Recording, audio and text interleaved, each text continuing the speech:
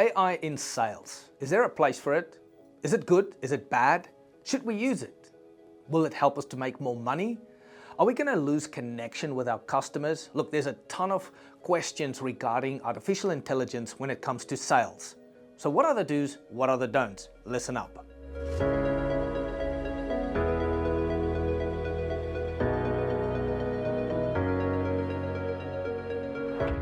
So here are the do's and what will work with AI in sales. Future predictions. I think AI is fantastic if you use the right data to predict trends for the future. One of the things you could do is go onto Google Analytics. And if you look at Google Analytics or Google Trends, you can actually see if it is cyclical. If you have an ice cream shop, you're probably going to do better in the summer months, right? And in the colder months, you're probably going to see a slowdown in sales with ice cream. Now, whatever business you might be in, you could potentially draw trends. What are people Googling? Maybe in pest control. There will be a time when it's warming up that you're going to see there's a lot more cockroaches and pests coming forward, so people will Google it.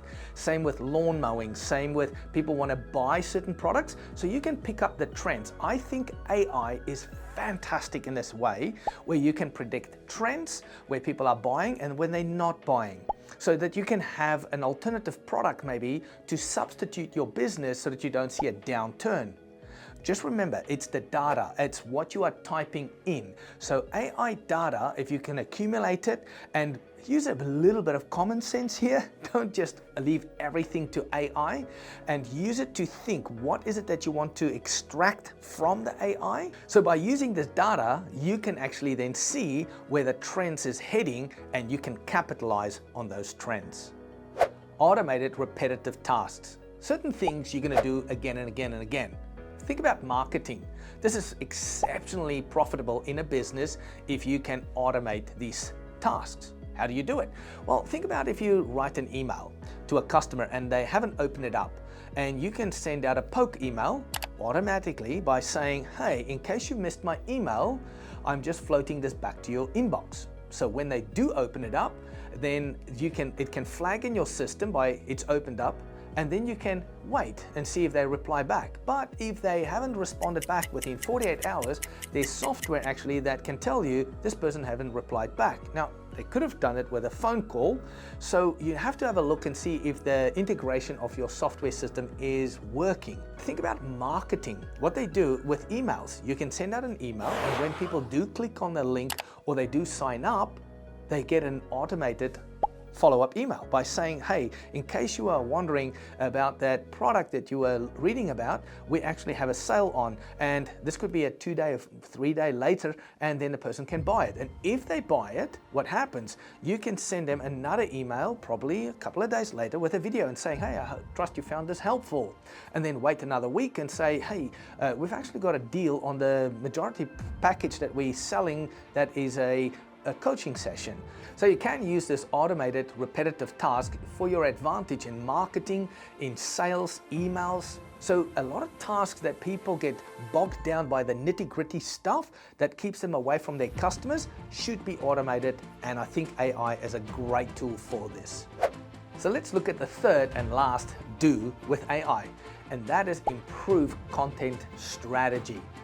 Now, everybody now knows what ChatGPT is, and we know what Gemini is, and all these new fancy ways that can help us with content. I do believe it is fantastic, but there's also a little asterisk of a warning in there.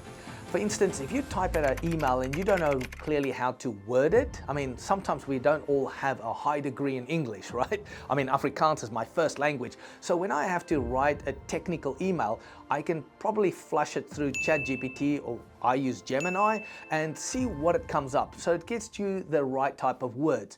But just as a warning, I don't leave it as it is, because sometimes it sounds too generated by a computer. And if you write blog posts for your company and you write blog posts from Gemini or from ChatGPT and you put it in, you're actually going to get penalized because the content looks like it's generated. But hey, it's a good starting point if you get that content to give you a bit of ideas, and then put your own spin on it. If I can say at least 30%, edit it. That's what majority of people say, so that the algorithms can see that it's not something that was generated by AI. This is for emails, blog posts. Maybe if you want to create a video like this, which I didn't do here, you can create an AI script, and that can greatly help you. I now see that people are using AI videos where they type out a script and this AI bot actually tells you the whole video, and you can record it and put it on your website. For me, it doesn't work. I don't know about you, maybe send us a comment below, but if you can make it more connecting with people and real, and the content is good content, I would say it's a good way. Definitely use ChatGPT and AI, but make it personal. Now, what are the don'ts? Don't do this for AI. I would say unethical sales practices by using AI. Some people are stealing data. They're using unethical ways and breaching the Privacy Act law. Be very careful with this. Governments and agencies are going to come crashing down on companies who's doing this because it gets flagged in systems. Plus, people are going to say, where did you get my data? They're going to be unhappy, and I think it can cause more harm to companies. We all want to make a quick buck, but is that the right way forward? I don't think so. I think is building your database over a period of time would be so much better for companies than buying this massive list and just flagging this by the government that you are spamming people. But ethical ways are definitely a good way is getting people's telephone number, or maybe a good way that you want to connect and communicate with, but just don't make it awkward or uncomfortable dealing with these people. Try to be as real and as authentic as possible. The moment you start spamming people, there are filters, there are algorithms and emails, telephone, all sorts of things that's busy picking up where people are doing unethical practices. Stay ethical, stay determined, hustle, and definitely get in contact with your prospects, but do it the right way. The second one is customer relations. Don't use AI to such a point that you lost touch with your customers.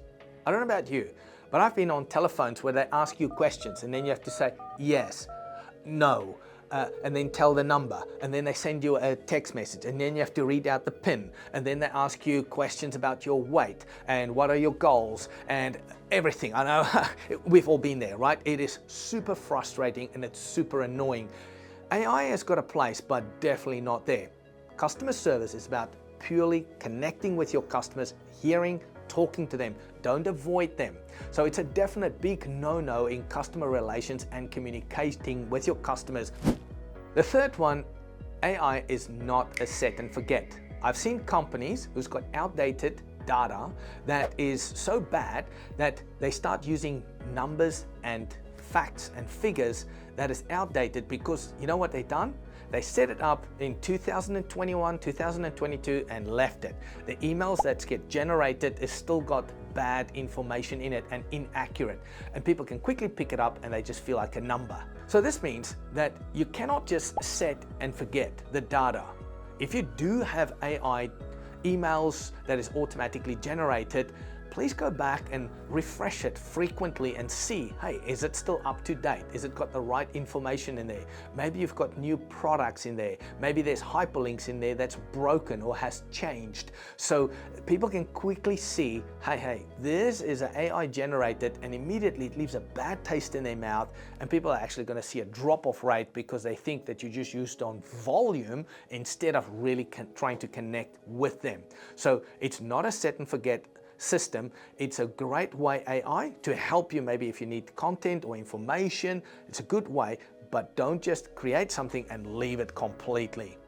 That would be my big tip for you, is go back and revise it frequently. So in conclusion, AI is fantastic and it is also horrible. If you're going to use AI in the right manner to help you to get in touch with people or to outperform the mundane tasks by getting AI integrated into your business, fantastic. I think it's going to help you. It's going to move faster and it's going to move in a good direction. But the moment that people feel like they get treated like a bot or a computer, you're going to see a drop off. My predictions are for the future is people who's going to use AI in an ethical, good way, in a manner to help and assist them to move their business forward is going to see good growth. But the people who's going to try to use it as a shortcut just to get by certain unethical practices and not getting in touch with customers just on a way to use the masses and to make a quick buck, I think their business is going to see a decline over the next 3 to 5 years. AI is great. I haven't used it for this video, but if you want to get more free content, visit our website at trevorambrose.com or follow us on any of our free online platforms. My name is Trevor. I look forward to speaking to you.